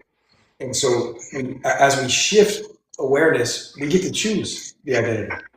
What is it that we desire to experience? And then who are we? And so I love that you mentioned cosplay because that's really what it is. I don't go with the gurus who want to escape Earth. Yeah. We're having here to experience. And so we're always putting on these costumes. And so but the problem is they're undesired costumes. Like we're forced to wear this costume. Yeah. And it's like, no, you're identifying with it. And you mentioned words are so powerful because they really reveal what we identify with. Mm-hmm. And you had mentioned it earlier, not to put you on blast, but you said I can say this because I'm fat. Yeah. And it's like that's you're not. Right. That's just an identity, and we do that every day. I mean, the only difference I would say with anyone who really disciplines himself to be aware is you catch yourself because you're observing. The more present you are, you're aware of the thoughts coming in, and we do it. I still do it all the time, and it's like, wait a minute, no, that's not who I am, and I disidentify with that. I want to add because I think that's super important. People think that they're going to get to a point where that doesn't happen anymore. Yeah. So people will come to me and they'll be like, man, I keep slipping up and I keep doing this. And I always say, which it was said to me, and I want to attribute it to Warrior in the Garden, but I'm not certain that I'm sure he has said it, but maybe it's not the first time I heard it. The fact that you're aware that you're doing it is what you're looking for. That's actually what you're looking for. You're not looking to not do you're not looking to not do it necessarily as much as you're looking to be there to catch it. Like life's going to happen. Be there to catch it. If you're there to catch it, you're leaps and bounds beyond where you were when you didn't even realize, you didn't even notice. Everything was the ego, complete identity. Being there to check it at times is a milestone that should be very much praised for yourself. Like don't get down on the fact that you did it again. Praise yourself for being there to catch it, because it's a dance. Like what's the goal isn't to complete the mission. It's the journey that you want to experience. You don't want to completion as death. You don't want that. I always say people worship death. A lot of religions, people are like, I hope it's the rapture. And I'm like, oh my God, I can't imagine. I can't fucking imagine wanting the rapture right now. No. I want 150 more years of this with my wife. And that's what I want. But people want to escape. And, you want to run from the suffering. You'll never know happiness if it weren't for suffering. That's the paradox of the whole thing. We, in this human experience with the dualistic nature, we always learn from opposites. And so it becomes challenging for us, because it's like, I want to know unconditional love. Well, okay, you can't know unconditional love until you love through betrayal, because otherwise it's conditional. Yeah. We want patience, but we don't want to be tried. We don't want to be challenged. It's like we learn everything through its opposite. And so it's this beautiful play. It's this beautiful game we're playing. And when you fall in love with where you're at right now, as you mentioned, we beat ourselves up and then we say, well, why didn't I see it? The fact that you recognize it is awareness. Means you're, as I was giving you the example earlier about driving on the highway with the white cars, the moment you recognize the black truck is the moment you're present. You wouldn't have seen it if you were thinking about white cars. So the moment you say, man, I went unconscious earlier, I slipped up and was running old programming, you're present right in that moment. Otherwise you wouldn't have noticed it. The old programming would have just kept running. Yeah. What does it say? Sometimes I see a comment and I'm like, nah, I don't even know what that means, man.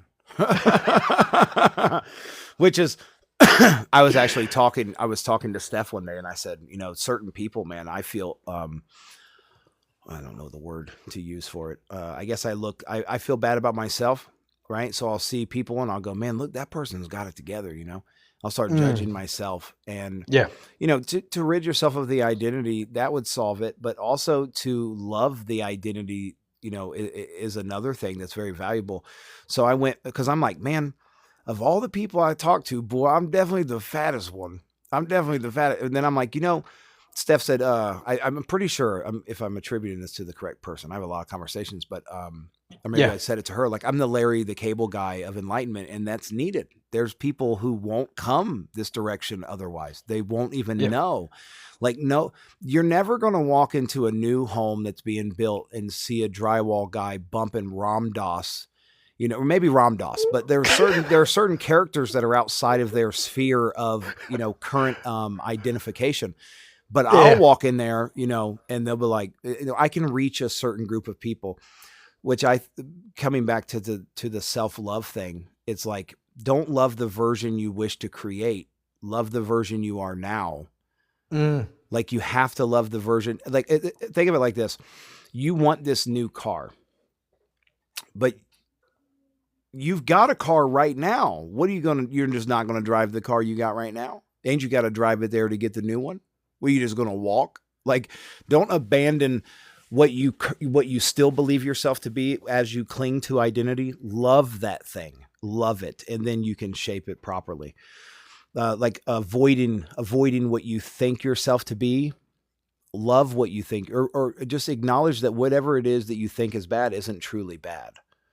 Instead of trying to ditch the identity entirely, love the identity for what it is, and quit looking at it like it's good or bad. It just is. It just is. And you can make it beautiful or you can make it ugly. So many people in my comments all the time are just talking such shit about themselves. I do it too. Very self-deprecating. That's the comedian in myself, but also a lot of childhood trauma that has created a portion of what I identify as. And it's really just a habitual loop that I continue to do. Mm. But if I try to just go, man, fuck that about myself, I hate that, I never want to do it again. Every time I do it, then I feel like shit. Instead of feeling proud of myself for catching it, I just like we're saying, you just feel like, oh, I can't believe I did that again. And I would take it a step further. I mean, it's beautiful. It's like you look at it in the ego, the personality. It's precious. I mean, so many people, yeah, there was a lot of experiences that were challenging, and it's just trying to be safe. And so it's this beautiful part of life. It's perfect as it is. It's doing what its job. And so learning to fall in love with that. It doesn't mean that you're condoning it or that you want to continue to experience it, but it is a part of your experience. So you fall in love with it. Not needing to change anything in the moment is the paradox that allows you to experience something different. Sorry, I wanted to reply to a chat. Yeah, man, love yourself through things. Don't beat yourself up.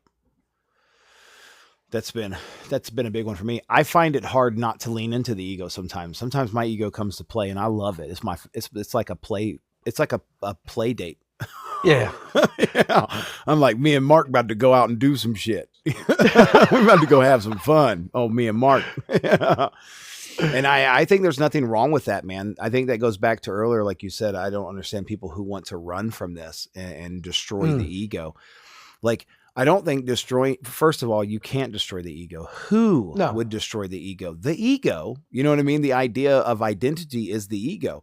So who could destroy the ego but the ego? The ego is the only thing that would want to destroy the ego also. So like the idea of wanting to destroy it is the ego, and the idea of destroying it is also the ego. So it's just a mischaracterization. Or, dude, that was way too big of a word. It was just you're painting the ego as something else. Yeah, you're not catching the ego pulling these tricks, these ideas of valor and all these other things that the ego wants to try to pull to earn its place. Just allow it to be there. That's, I think, trying to force it away is going to make it want to fight its way back. Just accept it and let it be there. It's cool. It's fine. It's kind of fun. It's actually a necessity, because when you look at it, if this is God experiencing God, if God is the divine energy is perfection in all things, but then what is the difference between knowing and experiencing? If it came here, if all of this is a reflection, a natural recursion loop of itself, then the ego is a necessity. I couldn't know awareness without the ego. Mm-hmm. Yeah. I need the ego in order to point me to my authentic self. Yeah. And so it's this beautiful ingredient in the whole mixture. And that's when you begin to fall in love with it. Everything you're experiencing is beautiful. As hard as it is, it's absolutely bringing you back to who you truly are. I was talking about this in a live one night where I was trying to get across the point that even oneness is dualistic. Because if there was true oneness without dualism, there would be nothing. Because it's everything and nothing. If we're God experiencing itself, the moment you really realize yourself or see yourself as God, then there is nothing to be experienced, and the experience in itself collapses. Yeah. So by nature of the one existing, so does the reflection of the one. It's exactly it. Yeah. And that's why I love the terminology, like the recursion, you look at it like a phase recursion loop. And recursion is the natural opposite, the natural mirror effect of itself. Mm-hmm. And that's how I look at it. It wasn't that I don't look at God as this gender being. Mm-hmm. If it's this infinite energy, well, then it's not thinking I want to experience it. It's that the recursion of itself is natural and organic. It is that it is this thing, and therefore the reflection, its mirror opposite, is going to be present. Mm-hmm. And so it's the same. It's the dualistic nature of our experience. I love the idea, like my name being the mirror. I changed it one night, and I love using the mirror as a way to explain it, especially when it comes to people who struggle with. They're like, man, I'm trying all these things and nothing's changing. Um, Go stand in the mirror and tell me when the reflection changes, but you didn't. You know what I mean? Like, what do you do to change the reflection in the mirror? Change what it's reflecting. And I think that's like such a great way to explain how this reality works. Like, you can stand in the mirror all day. It's only going to do what you do. It's not going to do the things that you want done unless you do take that want and make it a happening and do those things. And then the reflection changes. Absolutely beautiful. Yeah. Connor in the chat. Connor, me and him have had some conversations that are pretty dope. He goes pretty deep into a lot. Very, very knowledgeable guy. We're going to have to get a live of me and him for sure as well. What are we? We are an hour, 2 hours, 2 hours, dude. I don't know how long I was on. Well, actually I can tell you. What time is it? It's 5:00. Yeah. So we've pretty much been on here for 2 hours. I think I'm going to put my mind in rest mode for a little while. I'd love to do this again. Yeah, I love it, man. I would love to keep growing with everybody, because I think that's kind of what we're doing. We're creating the collective everybody talks about. Yeah, we're pushing out old things that don't belong anymore. So, a big group TikTok live would be dope, by the way, because there's a whole bunch of people I think that would be awesome to just get together collectively. So, we should plan that out, man. If you'd be down for that. Yeah, I would love that. Like you said, one day, just what does it give you? 1, 2, 3. I think you can have like 8 people. I think people? Right now it's less because I've got yours expanded. Yeah. Because you can do you can do the side by side as well. Yeah. I know you can, but I'm like, dude, I don't know it well enough. I'll push a button and everything will blow up. We'll have to do it and have a round table. It's always fun just getting into different topics and just expanding awareness. Yeah. And just growing. It's so cool. Before I run, man, are those the stuff on the wall behind you, like, what does that say? Discipline, surrender, flow. Is that like your design? Because I'm like, I want that on a t-shirt in the worst kind of way. No, you can put that on there. I got that from a sign, a website. I can send it. Yeah, you can. I'll send it to you. Okay. I absolutely love it. Yeah, that's dope. Even though, it being on a t-shirt is kind of creating a costume, but whatever. I have to wear clothes. I've been told I have to wear clothes. Could you imagine what spirituality would be if everybody was still just walking around naked? Dude, you'd never know. No, that's exactly it. Unless somebody had beads in their bush. You're like, what is that? Quartz? Dreads. Oh my God, the smell. Dude, I really appreciate today. You're an amazing human. I love your content, and you just have what you mentioned earlier. You have this incredible humility, but the way you articulate it, your storytelling, I absolutely love it. So, dude, I really appreciate it, man. The feeling is mutual. I tell people you're one of my favorite characters in this place, and I think I don't know how people always take that. But I mean, like, the full embodiment, the aura, the whole thing, because we all do dress our character. You know what I mean? Like, self-expression. That's like Eckhart Tolle. There's not really, you'd never know to see him. I don't think there's anything wrong with self-expression. But like, some people are cosplaying and some people are the embodiment of themselves. And it's definitely something I can see with you. So yeah, dude, welcome to the fucking role of action figure in my own story. Dude, that's another one. Some people are action. So cool. You're like, I want an action figure of this character, dude. Yeah, it's so cool, dude. Yeah. So yeah, man, feeling is mutual, brother. I appreciate it a lot. I'm gonna put the mind in rest mode now, man. So do it, man. Fucking love you guys. Talk to everybody. Love later. you guys. Thank you, man.